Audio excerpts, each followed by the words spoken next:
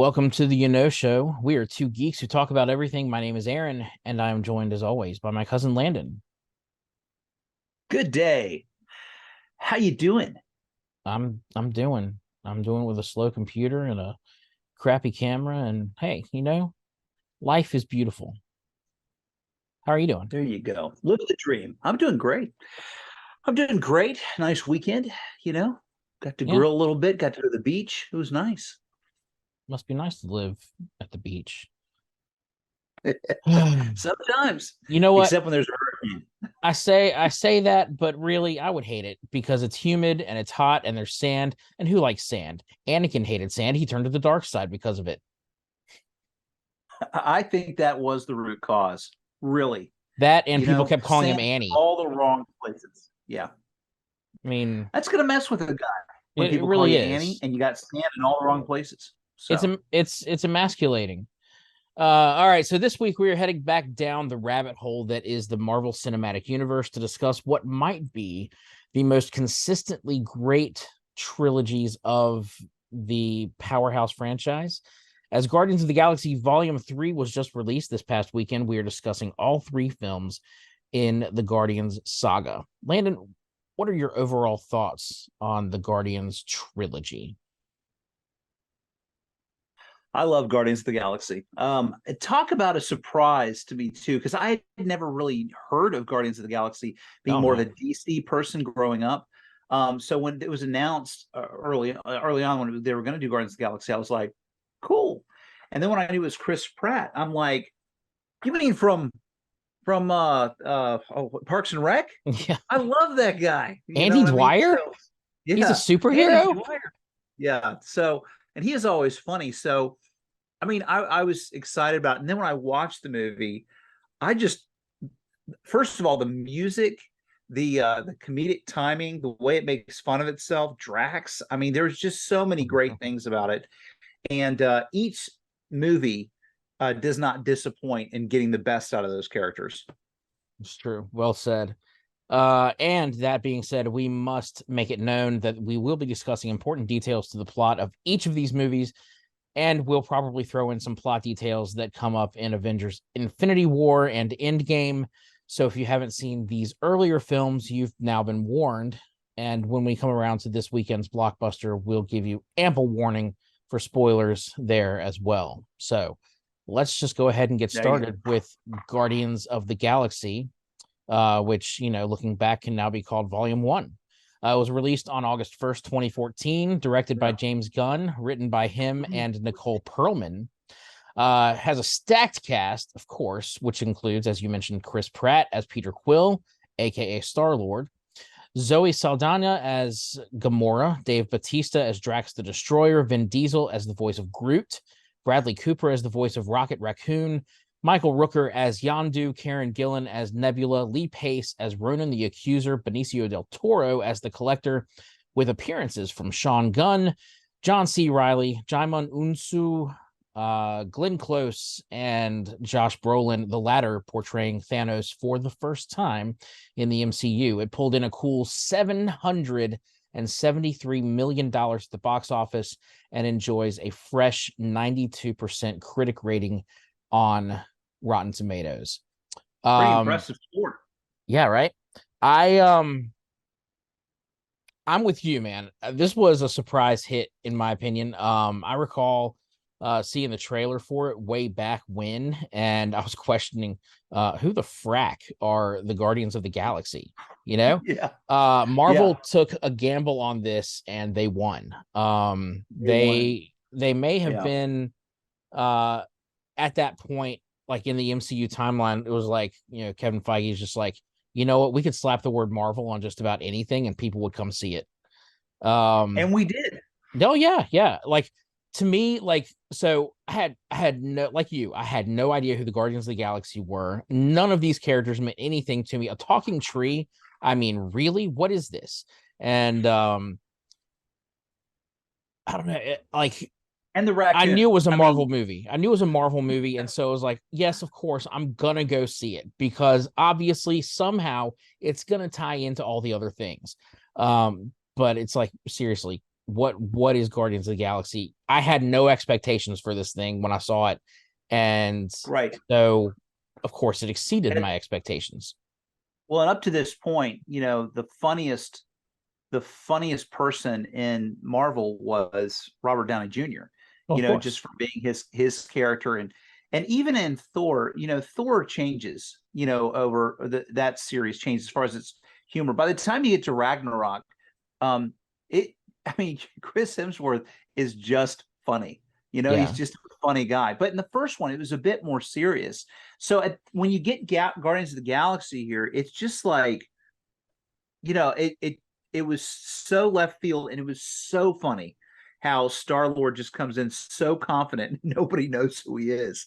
I mean, it's hilarious. Yeah. Yeah. It's so great. Every time he introduces himself, who? Who? Yeah. But you got to admit the beginning of the movie is a little hard. I mean, you're starting off with a kid losing his mom, and it's endearing. So I think we were all kind of geared up for seriousness, and then from then on, it's.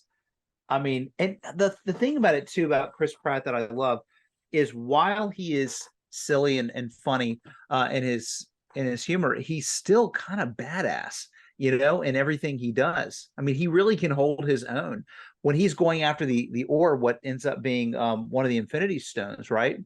And he goes in that whole scene. He's got the music playing. He's dancing around and he's kicking the little wombat things, like or the little wombat rat or whatever they are. That was just. He sings with one. I mean, I'm just like from the beginning. I'm like dying laughing. Yeah. Just hilarious. It's yeah, it was a surprise, the tone shift of it. That's the difference you get, like you mentioned the tonal shift between the first Thor and then Ragnarok. I mean, that's what happens when you go from Kenneth Branagh to Taika Waititi. So a That's true. huge shift. That's And completely that. Yeah, yeah. somewhere between, I think, Thor the Dark World and Ragnarok, they realized that Chris Hemsworth is a brilliant comedic actor. And so it was like, why Right. are we not embracing that? Yeah. So I'm glad they finally did. Well, and then with Guardians of the Galaxy, um, and James Gunn's kind of uh the I guess the flair he brings to the property, Right. bringing this unknown group of people together. um this wouldn't have worked if, like, they had decided to do Avengers before they did Iron Man and Thor and Captain America, before Right. we got introduced to all those other characters. Whereas in this one, we're getting brand new characters that none of us had ever seen, none of us have heard of, and we're throwing them Right. together and bringing them together into an ensemble team movie, and it works brilliantly. Um and it also works to step toward the ultimate goal of, this is what we're building up to in the Marvel Cinematic Universe. We're now getting Right. a glimpse of the Right. Infinity Stones. The Which collector, this movie introduced that. This yeah, movie, like that scene, the educated collector us tells because us who they all are, any of us or who what they didn't are. know what was really, yeah, what they are, anything like that, this was the explanation, and this made it very serious, Yeah. of what was going on. So, and Ronan was a good bad guy. Ronan was a formidable foe, but just the growth, the progression at the end, them locking arms, um, I thought it was incredible, I don't so know. That good. doesn't beat the dance off to distract Ronan, though. What are you doing? Dance off, bro. Uh Perfect distraction. yeah, it was great. Oh, I was gonna say something else, but now I can't remember. The a bonus with this is one of those movies where the soundtrack is at least as good as the movie, if not better. Like, the Oh, soundtrack for this oh movie my is gosh. phenomenal. But I'm a guy who loves oldies. I love the 80s. And so when you throw Yeah, in yeah. these songs that now I do have a question here. Where does Peter keep getting batteries for his Walkman? Because I feel like that's something that, like, getting your hand on some fresh AA batteries when you're way Let, out in space let's be is straight.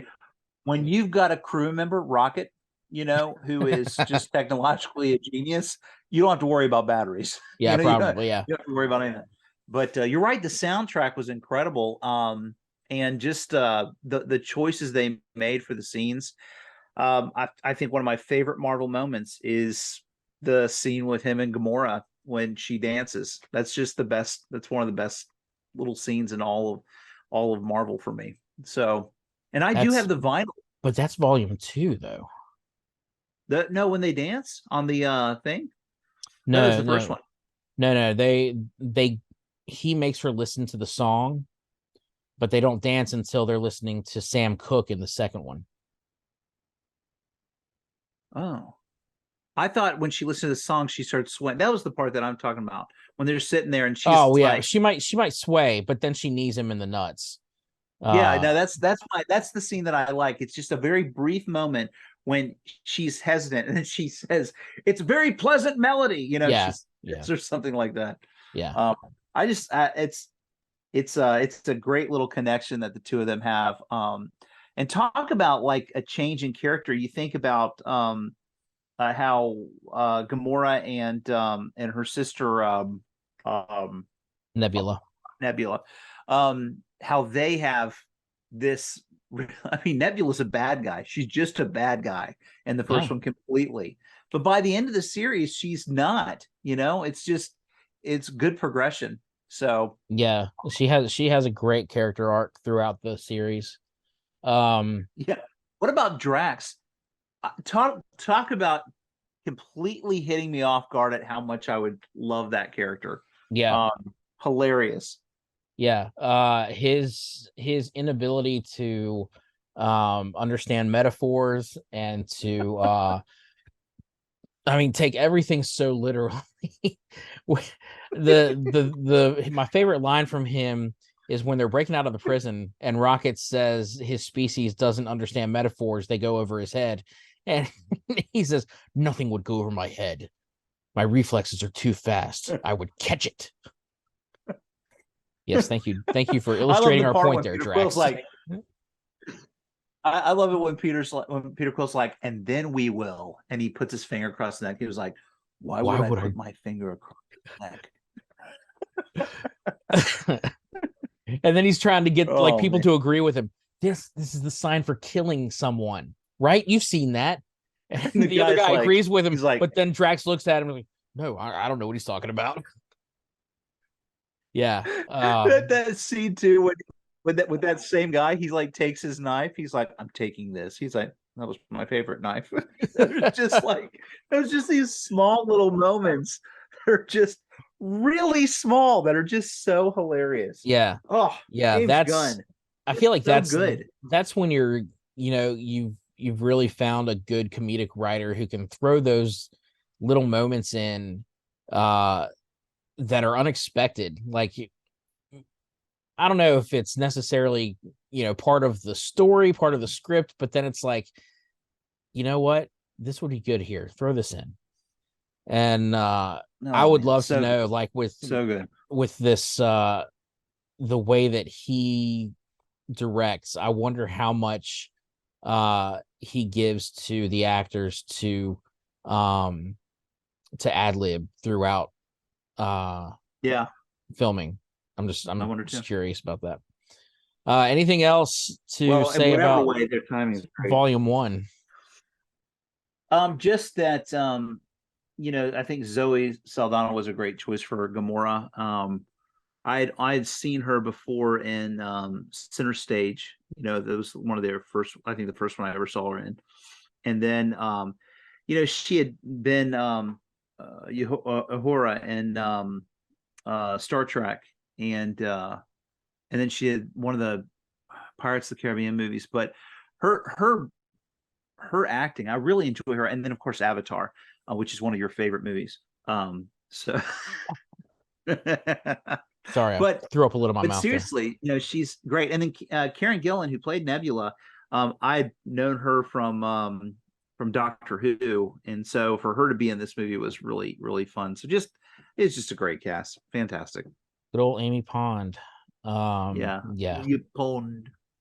good cast. Great ensemble. I think that whoever is in charge of casting over at Marvel did a fantastic job with this one. All right, moving on to Guardians of the Galaxy Volume 2. This one hit us on May 5th, 2017. Again, written and directed by James Gunn, again with a stacked cast that saw all the main players returning while throwing in, for good measure, Palm Clemente as Mantis, Sylvester Stallone as Stacker Ogord, and Kurt Russell as Ego, a living planet, and Peter's father. Oh, and Sean Gunn has a bit more to do in his role as Kraglin this time around.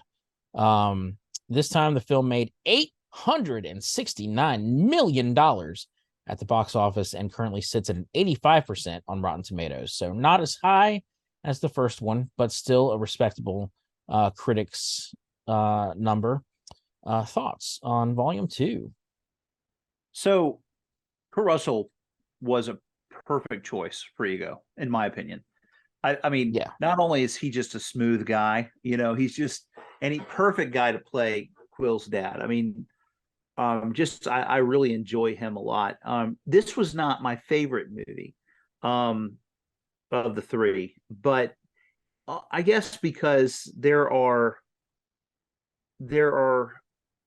I don't know. I don't know why. I don't it's not that there was anything overtly really bad about it or anything. It's just I think they spent a lot of time uh I don't know. I don't know. What do you think about it? Actually, my first thought is that I've written down here in my notes that I loved Kurt Russell as Ego. I said it was near Yeah. perfect casting. I was thinking about it. The only thing that could have made it better is if they had cast Wyatt Russell to play Star-Lord back in the day. Not that I'm saying Chris Pratt shouldn't be Star-Lord. I think he's great, but it would have been funnier, I think, to see father and son play father and son on screen. But Yeah. we'll see plenty of him as U.S. agent in the upcoming Yeah, Thunderbolts we will. movie. Yeah, This we one, will. this one is definitely has another fantastic soundtrack. I'd say I do like Volume 1 better. But James Sure. Gunn said that he feels like the second movie soundtrack is better than the first one. So there's that. Yeah, I don't know. I mean, I like this. I like the first soundtrack better, and there are some amazing moments. I mean, like, I mean, obviously, Yondu, that his whole relationship with Peter was flushed out, and that was good for me because I didn't really enjoy him in the first one very much. But the second one, he kind of flushed it out, and you really saw their relationship, especially at the end. I mean, Yeah. one of my favorite lines is "Mary Poppins, y'all." I'm Mary Poppins, y'all. Is he Such. cool? Yeah, he is. and then, Um, of course, at the part when the girl with the antennas, Peter's sister, what's her Mantis. name? Mantis. Yeah, she when Drax is saying how ugly she is, just he's so mean. He's so mean to her. Oh my gosh, I don't it's think he hilarious. means to be though. I think it's just his, No, his personality is such that he doesn't have a filter, and so it's just like well, it's he super hilarious though starts to because in the gag. third one we'll get to Oh, it, but you are hideous. he gags, but in the third one she gets him back. She gets him back good, and he's really hurt by it. Yeah. Um. So I've said on here before, like I'm a sucker for anytime there's a movie that's got a father son story to it, Right. and of course the father son biological thing with Ego and Peter is not the story that gets me. It's Peter and Yondu, like you said, It's the Yondu. Yeah. and Yeah.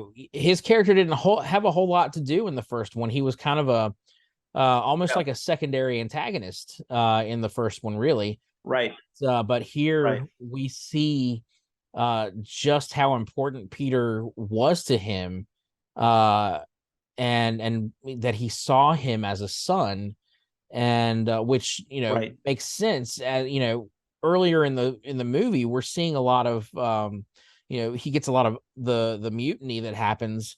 His crew turns against him, and even Kraglin turns against him Right. because he keeps giving Peter these second, third, fourth chances when anybody Yeah. else he would have Yeah. stomped under his boot. And so it's really, I mean, I cry at the end every time I see it. Spoiler alert: when Yeah. Yondu sacrifices Yeah. himself to save Peter, um, Right. and Peter finally, it's like Peter finally realizes, this whole time he's been looking for family, and he's had family all along, The whole time. and Yeah. he realizes, oh, the line that Yondu gives him, he may have been your father, but he wasn't your daddy. And Yeah. I mean, that's just like, oh, gets you right in the heart. Yeah. Jeez. Aaron. Yeah. I I'm gonna get cry pumpy right right now. now. Seriously. No, it's super good. I think there are other parts to it that were of course epic with Groot and all that. Well, who Where doesn't you love a thought baby Groot? I know. So, just that scene at the beginning when they're fighting, the big monster. Yeah, And he's just rocking out, he's just dancing. Oh, he's just Uh, dancing. I think my Super favorite cute with baby. Groot though is when Yondu and Rocket are held like in a jail cell or in the brig, I guess, on the ship, and they're trying to get Yeah. Groot He to keeps bring bringing the stuff. fin, and he keeps bringing other stuff, like brings an entire desk, and then he shows up with like a severed toe. Like, where did you even get that? It's like that was so good. That was so good. The I think the one disappointment was that I like Kurt Russell's character. I wanted it to work out. I wanted there to be a lesson learned, and but it's better that it was the Yondu's way that it turned out. But gosh, I just that ego was just such a egotistical bad guy. You know, Accurately named. yes, accurately named. So little spawn everywhere. The plot though, the idea of just planting his seed Which just across sounds every gross when you put it that way. well, it was a bit gross if you think about it. You I've been know, spreading my seed all over the universe. yeah, Gross, Dad. That's not a story I yeah, want to hear from my father. That's like How I Met Your Mother. Like you're yeah, you're telling me all of the yeah. the women that you got with before you actually met I No, I know. don't want to hear this Nobody story. really ever thinks about that plot. It's like I don't want to hear how I met your mother. All these stories. No. Oh man. Just tell Um, me cool but stories about Uncle Barney and then let's move on. one of the reasons I think that this movie might have just it didn't really have a whole lot of contribution to the overall plot of the Avengers storyline. I think looking back on it now and watching it independent, I would enjoy it more than I did the first time that I watched it because I was so focused on looking for those plot details that would lead to the overarching huge, Avengers blah blah blah. And we're kind of past that now, Sure. so I think I could appreciate it more now than I would have when I did then. This one, I think, if I'm right in the timing of it, came out between Age of Ultron and Civil War. And so it was kind of a breather between those two, basically two Avengers movies. Right. And like, because Civil War was basically Avengers 2.5. But then you had this Right. Guardians of the Galaxy, which did not take place at that same time. This almost immediately after the first movie back in 2014. Right. So Right. once we see the Guardians again in Infinity War, they've taken their jump ahead in time by 5 years or whatever, and they have Right. really bonded as a team. There's been a lot of off-screen, the romance that built between Peter and Gamora happened off screen. We didn't see a lot of that build up to them falling in Right. love. I mean, clearly he was infatuated with Right. her in the first two movies, but her falling for him was a much slower process, um, Right. and plays a huge role in where we see him at the beginning of Volume 3. Um, Now, before we Right. get into that, anything else you want to say about Volume 2? No. Okay. No. Let's move on to Infinity War. All right. So just to touch on Infinity War and Endgame, so we know where our Guardians of the Galaxy are when we get to Volume 3. The Guardians kind of split up. So in Infinity War, they come across Thor in space, and save him. And Rocket and Which Groot. is a really funny scene, by the way. That's such a it's like a pirate and angel had a baby, you know. That is one of This my no, favorite lines. you are a dude. This is a man. That Yeah, is such a good all of their scene. reactions to who Thor is, and how Thor. he talks, and because Peter is obviously jealous You of the mocking me? reaction he gets. No, you're mocking me. This is how I talk. Uh Rocket's like, you're changing your voice. we all hear it. Um so yeah, Rocket and Groot go off with Thor to go help him get a new weapon. Um and they're excited about that. Well, Rocket's excited about that because he wants to go to this what he believes is a legendary forge that didn't actually exist. But he's excited about getting all the new weapons, and the rest of the Guardians go oh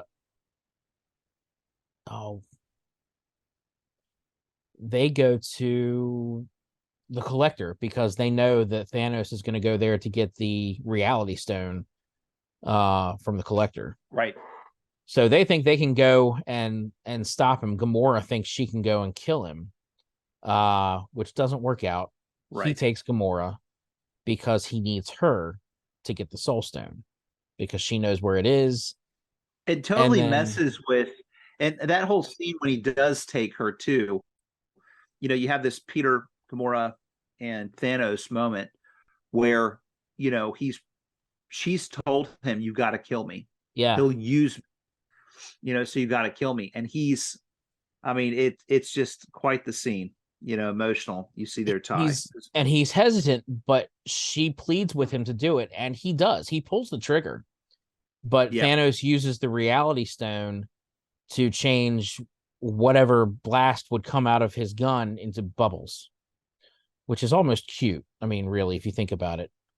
Um, but yeah, then Thanos basically kidnaps his adopted daughter, and she knows exactly where the Soul Stone is. And in order to convince her to give up that information, he is torturing Nebula and tortures her in front of Gamora, which forces her to tell him that the Soul Stone can be found on the planet Vormir. They go there, and sadly, Gamora is sacrificed for the Soul Stone.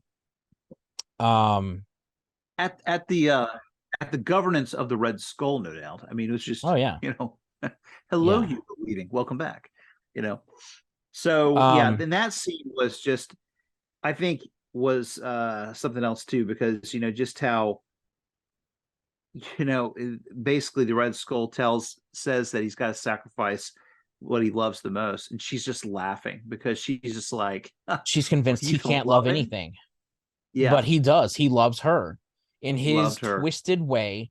He loves her as a daughter, and Yeah, but he believes that his plan for reshaping the galaxy, the universe, in his image or whatever, what he has planned to snap away half of existence, he believes is so much more important than anything else in this world, especially even when it comes to the love of his daughter, the love he has for his daughter, even though he knows she hates him just as much as he loves her. Which when you look at it that way, like I feel like the writers of Infinity War did a great job of turning Thanos into a sympathetic villain almost.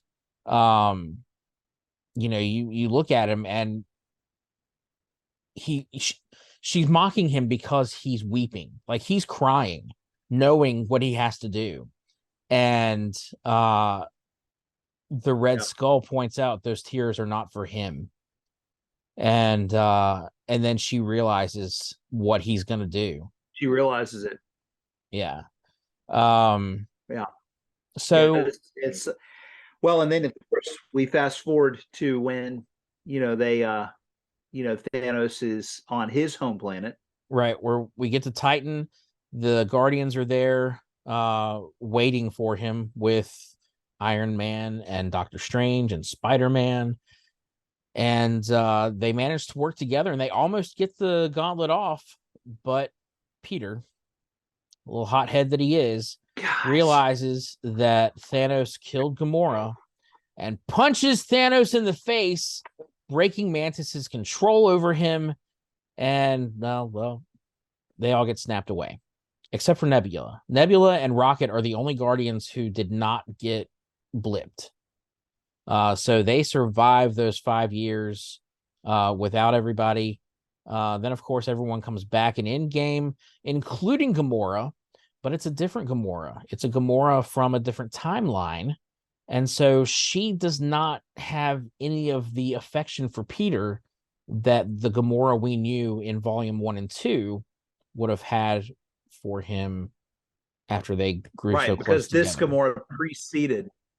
Right. This Gamora preceded all of that. Now, there was still some musings and thoughts. She wasn't completely loyal to Thanos, and I don't know that she ever really had been completely. Yeah, I don't think she ever was.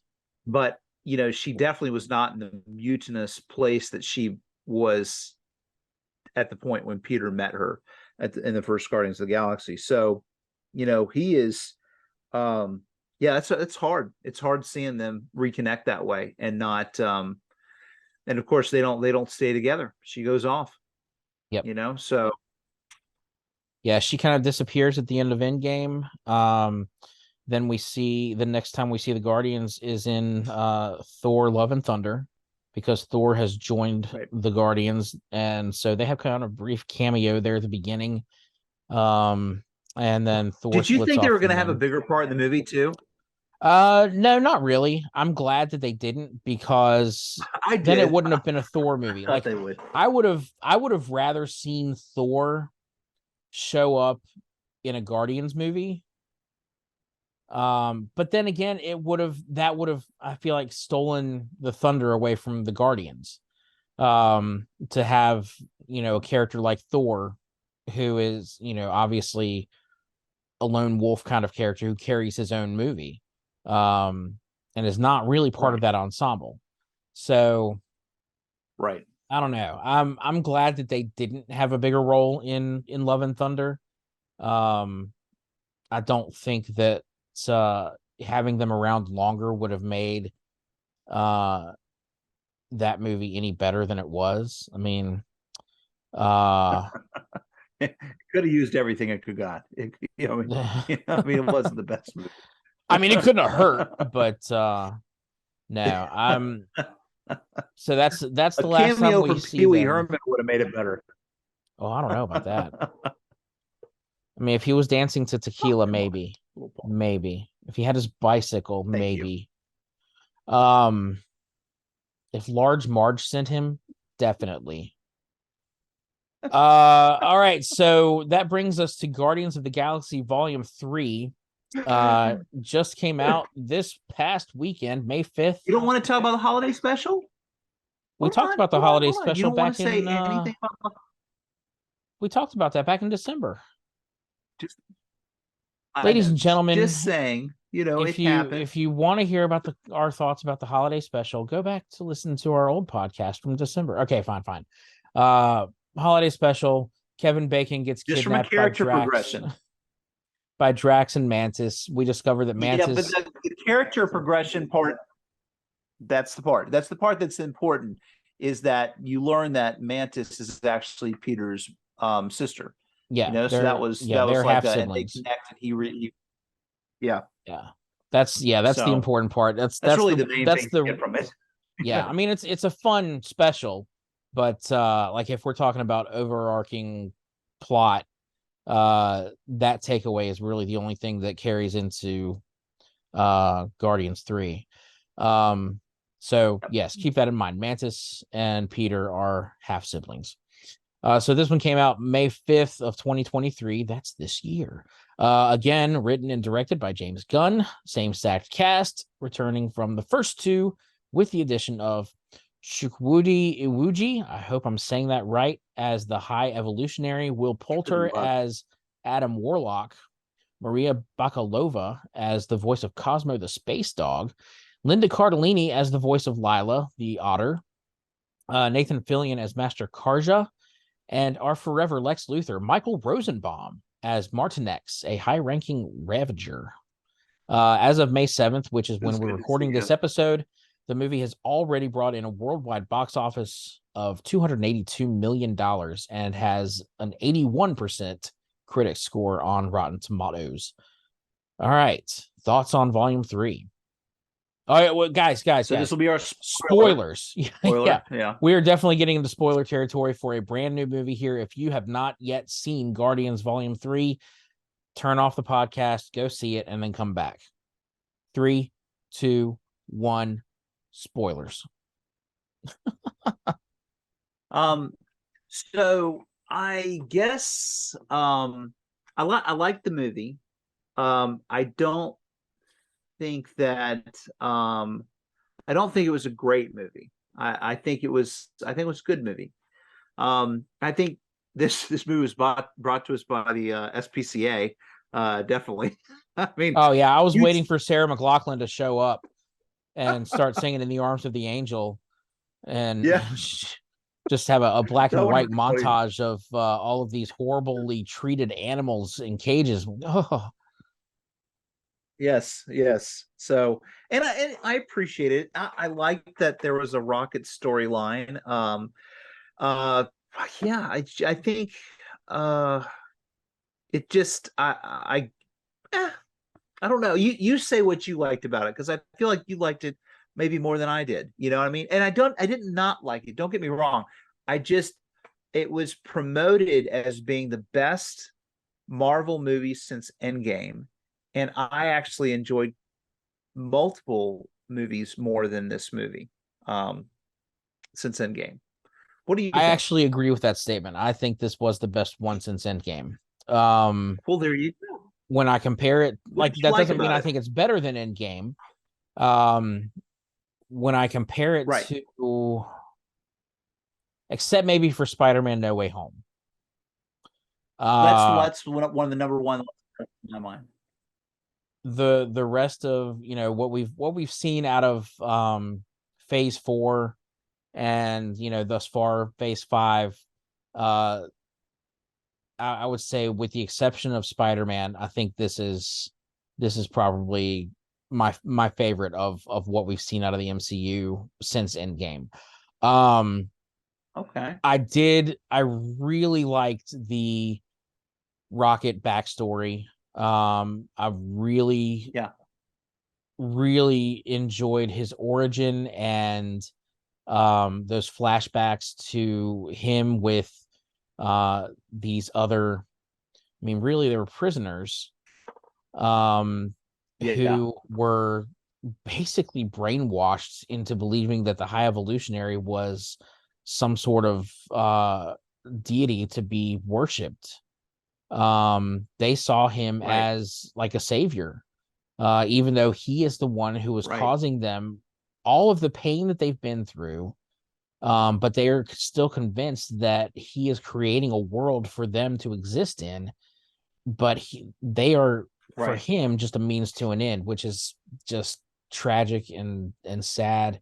Now, Really you sad. know, I don't know if you were affected emotionally by that storyline. I certainly was. Like I I cried.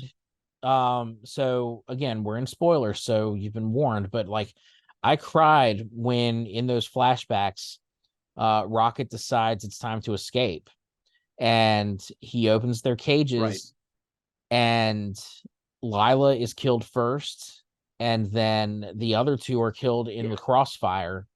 Um, what Floor Right. and Teeps. Great names, by the way. Um, but to have them killed was heartbreaking. I hated seeing that for Rocket, Very. even though I knew obviously he had a tragic backstory. Like this was obvious from volume one Right. on. That he Because doesn't talk about. Right. right when he was drunk in the first one, he said something along the lines of, "I didn't ask to be the way I am." Right? He didn't ask to Right. be turned into what he was turned into, and he sees himself Right. as a freak. um but Right. i think I think it takes all this time and his ability to finally face his creator, uh to finally reach the point where he can accept he's not a freak. He is special, and um he obviously has contributed to saving the galaxy how many times at this point? I mean, including Right. Right. uh the reversing the snap, and this is a big deal. And so for him uh to nearly die, like I lost it then too, when it was looking like he's in the afterlife and he's about to move on with Yeah. Lila and the other two. I was like, Right. I can't handle Right. this. Um, Yeah. but then I was crying again when he came back to life.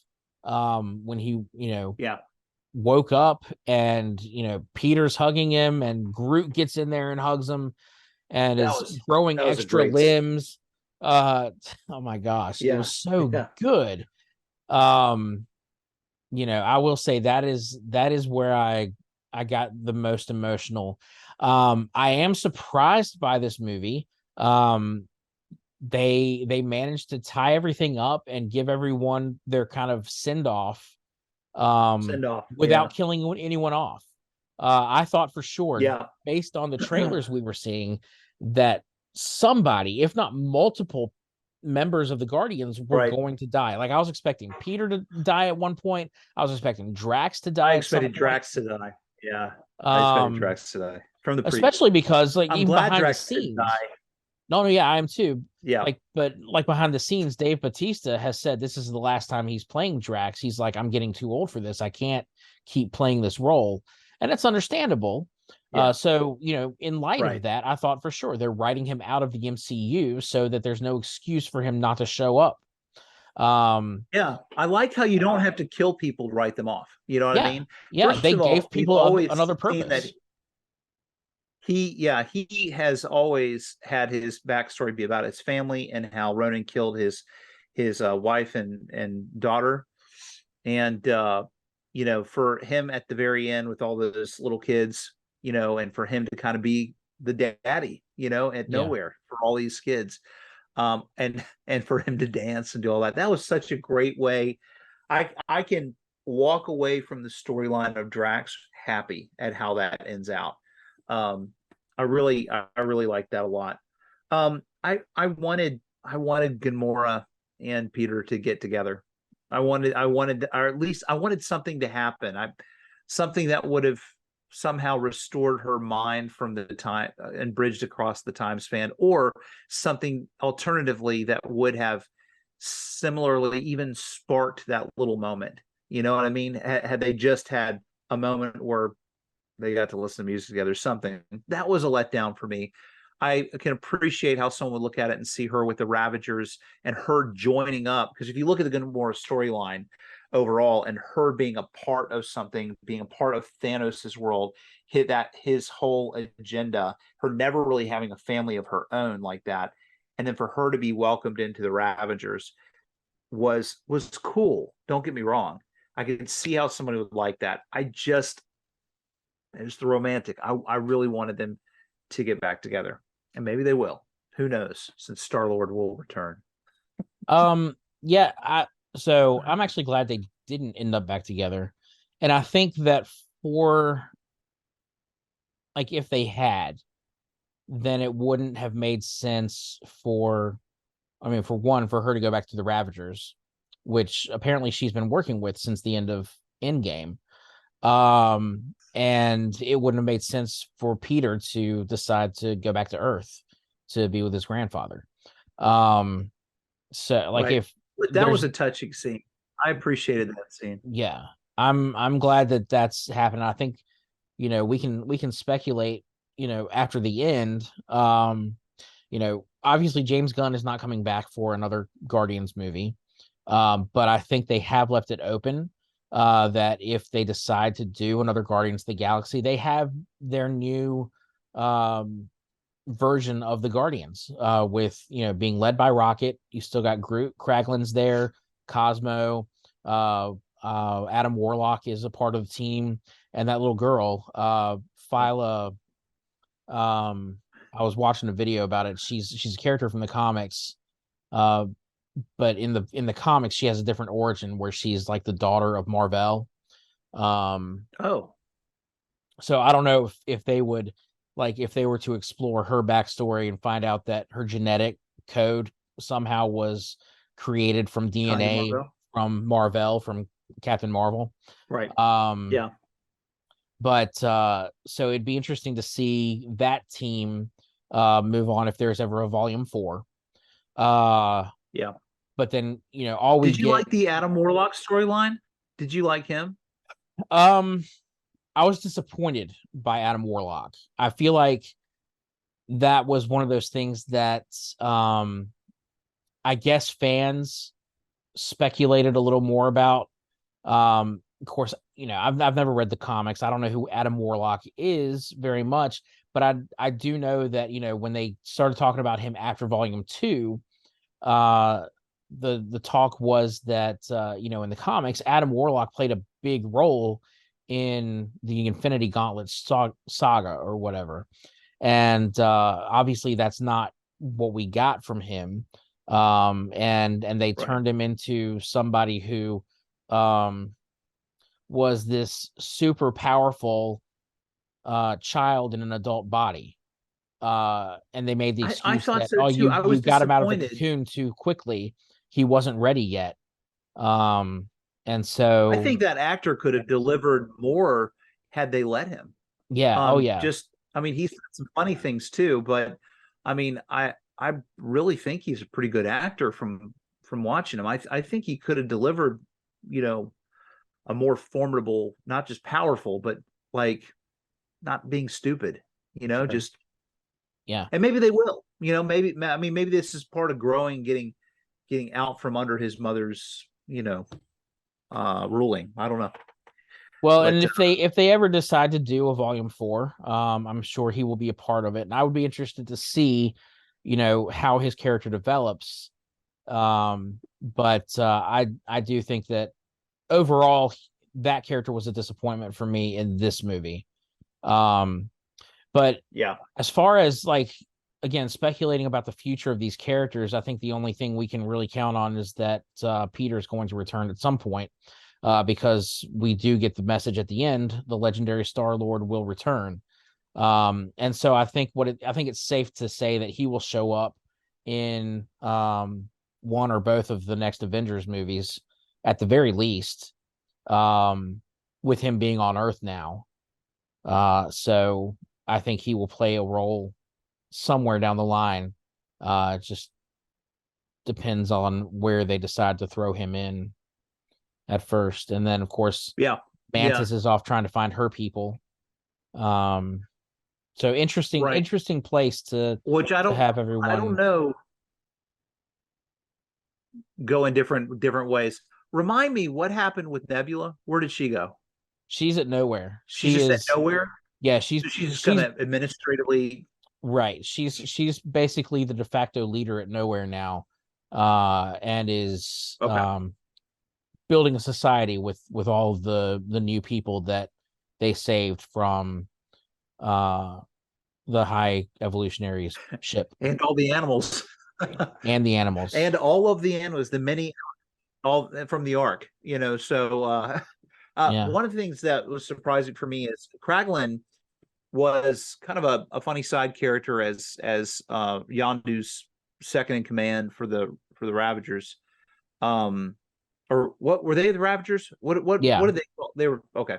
So, but in the second one, his storyline developing, I didn't really connect to. And Sean Gunn, he's James Gunn's brother, right? Yes. All right, so they are related. Yeah, I thought so. So, but this movie, I really liked him a lot in this movie, more than I did in the second one, and of course the first one. So that was really cool to see all of them at the end under Rocket's leadership. Going and saving the planet from those creatures or whatever. I like the ensemble for the Guardians of the Galaxy. If they never do anything else, I can walk away from it going, there you go. Yeah. I like that. I think this had a nice ending. It tied everything up in a nice bow. If they go on with more, great. There's I'm sure there's more stories to tell. But if not, this is a good ending. This is a good ending for the Guardians of the Galaxy. Um and I would not be disappointed if there is no volume 4. I think this stands Oh, me strong either. as a trilogy, and if Right. this is the end, that's fine. That's great. Don't Kingdom of the Right. Crystal Skull it with us, just leave it at Oh, just no. No, just please leave just it. leave it You at know, Last Crusade, and that's it. the ending with Peter, first of all, it was kind of funny because they're sitting there, he's having a bowl of cereal, and they're talking about how he's going to mow the neighbor's yard, but the neighbor has like a mid 40s-year-old son.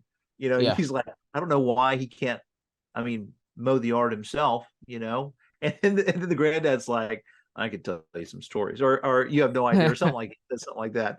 You know, and then Did you you notice just the newspaper that he was reading? I did the Kevin Bacon UFO Yeah. newspaper. Yeah, but what was interesting to me is then it goes black and you keep hearing him crunching, eating cereal for like, I guess 5 seconds, Yeah. because my theater, most people had left and didn't see this part, which is, what's wrong with you? Seriously, why do people do that? It's at a Marvel Just movie. This is the you 32nd stay, Marvel movie.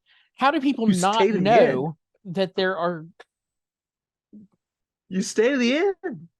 people just Hey, don't Crypto, understand? are you excited back there? Are Yeah, are you done? he's waking up from his nap. He's Man, he's probably gonna go over to I his mean, other bed. I really did like the movie. Don't get me wrong. I wasn't like blown away by it. Um I when I think of like and this is very much a difference between you and I and maybe many people. But for me and my family, me and my family will serve the Lord. We all like Quantumania. We enjoyed Ant-Man and Wasp Quantumania, and we all said that we enjoyed it more than this movie. And Really? so I think there's just some funny things and Paul Rudd, and just we just enjoyed that. And it doesn't mean that this was a bad movie by any means, but you know, again, maybe I'm getting some fatigue myself, with Marvel. I'm just kind of uncertain as to what the future holds, especially from the Kang aspect. I don't know that I trust. I think I'm extremely skeptical as to what's going to happen as far as the actor goes right now, Yeah. based upon the recent allegations, which don't prove anything. It's just allegations, but still, it seems to be pretty serious allegations Yeah. about him. Um, abusing, I think, or something like that. So you never, I mean, and you never know. I mean, and they've got to be careful. You know, the funny thing about it is you watch something like this happening, and Johnny Depp, you know, boy, Disney did not handle that well. You No. know, came back to bite them. So they've got to be super careful about how they handle this major situation. Pretty serious. All It right. could affect the rest of the Marvel world. Do you believe that any of the Guardians of the Galaxy will be in the future installments with Kang? Peter, anybody? Well, like I said, I think Peter will, since Okay. he's on Earth. And you know, the possibility is always there if he, I feel like, would have connection still to the Guardians, and so if need be, he could call Rocket and be like, "Hey, stuff's going down here on Earth. We need your help." You know, I could see the Guardians showing up for that. But again, wouldn't be Yeah. surprised if we never saw the Guardians of the Galaxy again, except for Star-Lord, because as of the end of this movie, that's all we're promised is Right. returning is Star-Lord. So Peter Quill will show up again. It's just a question of when and where. All right. Any Right. final thoughts on Volume 3 before we move into trivia? Oh, let's hear your trivia. Let's do it. All right. Question number 1. Popular voice actress Tara Strong provides the voice of Mainframe in Guardians of the Galaxy Volume 3. If you're not aware who Mainframe is, she is the robotic head that is just kind of there with the Ravagers. I don't know if you remember seeing that prop. Huh. But Tara Strong Maybe. provides the voice of Mainframe in this in Volume 3. What character does she voice in the Disney Plus series Loki?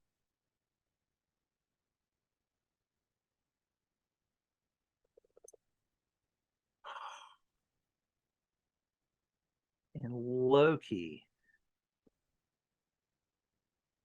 The robot at the beginning.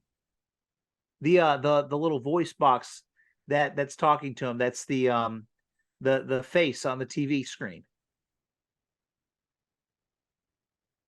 Are you referring to Miss Minutes? Yeah, Miss Minutes. Yes, that is who she voices. Bonus Yeah. question that is tied into this. What actress went uncredited for voicing Mainframe in the post-credits scene from Guardians of the Galaxy Volume 2? It wasn't Tara Strong. It was somebody different. And since it's a bonus question, I don't mind giving you a hint. Uh, Let's just say she came in like a yeah. wrecking What's your? ball. Oh, really? Miley Cyrus? That's exactly who it was.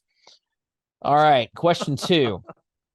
Howard the Duck makes a brief appearance in all 3 Guardians films. Who provides his voice? Is it the original one who does Howard the Duck, right? No. No, it's somebody It different. wasn't the original actor? No. No, it's not. It's somebody new. Who is it? Seth Green. Who did the original voice of Howard the Duck in the movie? Oh, I don't know. Uh I don't think it was anybody famous. All right. Not Number anymore. 3. Yeah, that was not the movie that you want to make your career. True or No. false? The Groot we see in Volume 2, Infinity War, Endgame, and Volume 3 is actually the son of the Groot we know from Volume 1. True or false?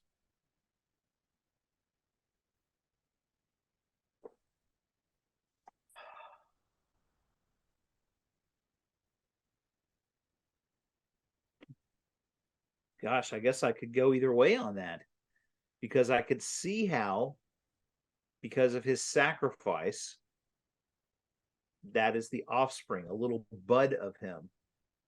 I'm going to say true. I'm going to say it's the son. That is correct. That fact I came didn't know from it was James Gunn confirmed, himself. though. Did it Do what? really? Okay. I was going to say was who confirmed it, but no, I could see that because as you think he is dead, you're getting this little twig. You get this little twig bud. Yep. Yeah. The original Groot died, and his offspring is what we get in volume 2. All How right. about Vin Diesel? I love you guys. That was pretty good. Oh, that okay. So I was So confused about special. that. Do you understand that the reason we hear him say "I love you guys" is It's because because we hear the language now. right, we understand Oh, go ahead. Groot. Yeah, I thought that was a great touch. Right. Because at first I was like, That was really good why because are we understanding how him? was he Why saying it? yeah, why is he Right. suddenly Right. speaking English? No, it's not that he's speaking English. He's still speaking Groot. We just No, we have spent enough we time with speak Groot, Groot we now. understand him. Yeah. I thought that was a great Yeah, I thought that touch. was a really cool. And that because of how Gamora Right. understands him now by the end. She didn't understand him at the beginning, but then she understood him by the time when they're on nowhere. Yeah. That was cool. All right, number 4. By this third movie, the Guardians of the Galaxy have comfortably set up headquarters in what intergalactic hotspot?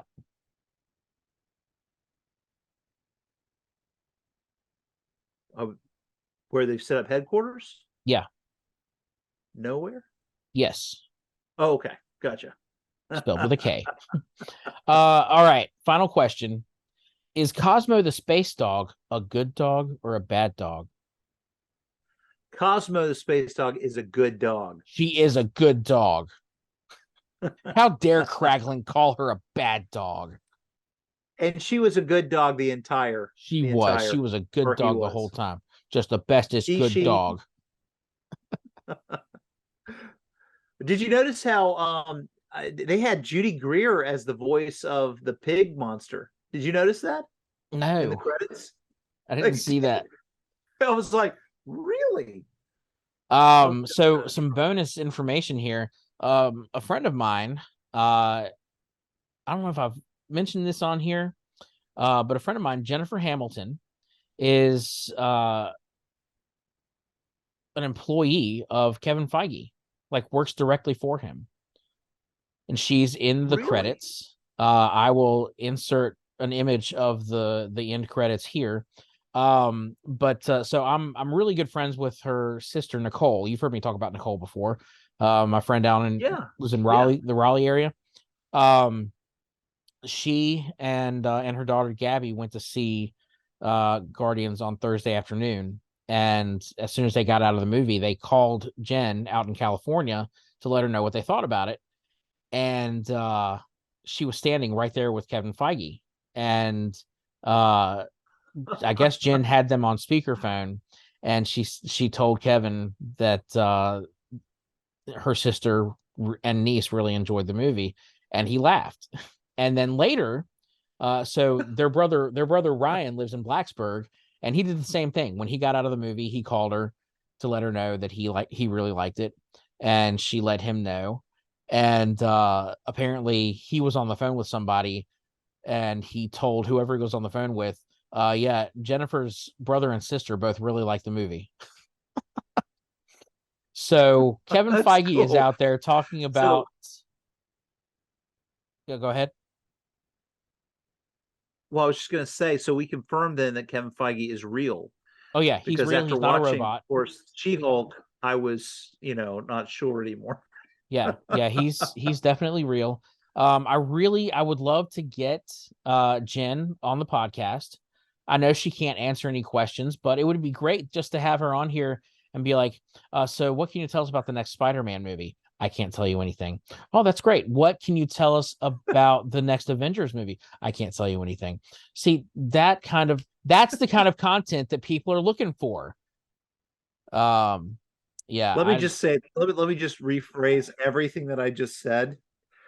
I thought the movie was great. The best Marvel movie yet. you can say whatever you want. Apparently, well, I don't want to overshare. I was gonna say something that Nicole told me that Jen had said, but I will share this. Oh, now you're just They messing with are us. they are apparently worried about the Flash. They are What? worried that the Flash is going to be really good. Listen, the Flash is going to be really good. At the same time, there are some pits that are too deep you can't dig yourself out of. I'm Right. just saying. I mean, just an opinion. I No, yeah. Yeah, no, you're don't think absolutely right. Marvel needs to be worried at all. Not even a little bit. All right. Any final thoughts about the Guardians of the Galaxy before we sign off? No, it was. I mean, I'm like I said, I'm glad I watched it. It was worth my money to see it. And I really, am hopeful. Really hopeful about the future. I have some trepidation about the Marvel future, but I also think that if there's anyone who's in touch with listening to the response and reaction, if I think that there's anybody who can do superhero movies and actually create something, I think Marvel can do it. So they've got a good production and decision making behind it, whereas other companies don't. And so, yeah, Well, hopeful. and I will say after this, I also feel good about James Gunn taking over the DC universe. Oh, best news Not we've that I heard. not that I wasn't like, already on board with him taking over anyway. But Right. I think that DC's movies are in good hands with him kind of shaping the future Much better.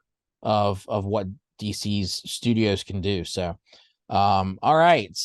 Yeah. Let us know what you thought, listeners, viewers. Leave a comment, give us a like and a subscribe. What do you think of Guardians Volume 3, the Guardians trilogy, the MCU in general? Let us know. We want to hear your thoughts and we want you to be part of the conversation.